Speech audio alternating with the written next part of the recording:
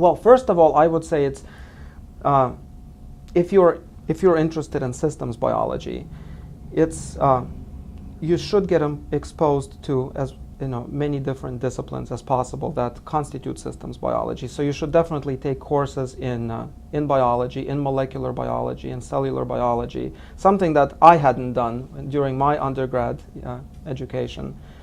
But I think that those people that will have those opportunities to take those courses, they'll be in a much stronger position to do research in the area.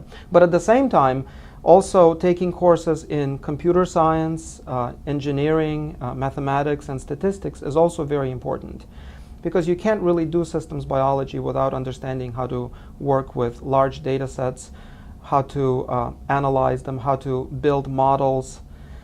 So it's very important to have that computational and quantitative background as well.